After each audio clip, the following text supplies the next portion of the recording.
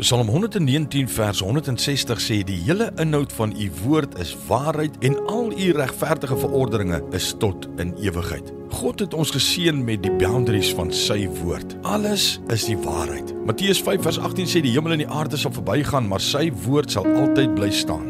Die woord is duidelik oor wie ons geskaap het en hoekom ons hier is. Dit leer ons dat God 'n plan het vir ons lewens en ons is nie net slagoffers van omstandighede nie. Dit vertel 'n storie van liefde so groot dat hy sy arms wyd oopgegooi het om te sterf vir ons. Dit leer ons ook hoe om waardig te lewe en al die gawes wat hy vir ons in store het te ontvang. My vriend Jakobus 1 vers 5 sê so mooi, en as iemand van julle wysheid kort kom, laat hom dit van God bid, want aan almal eenvoudig gee hy sonder om te verwyd en dit sal aan hom gegee word. Self as die nuus iets anders sê of as die dokter se diagnose iets anders sê, ons kan die waarheid vertrou en die een wat dit vir ons gegee het. God se woord is foutloos. Dit ontvou en bring vir ons lig en begrip. Hy het sy woord uitgestuur en dit sal nie leeg terugkeer nie. Daarop kan ons verseker vas staan. Abba Vader, baie dankie Here vir hierdie woord. En Here, as ons deur goeders gaan vanmôre, goed wat ons face, dankie dat u woord die waarheid is. Dankie dat u woord die laaste sê het in ons lewens. Here, ons staan daarop.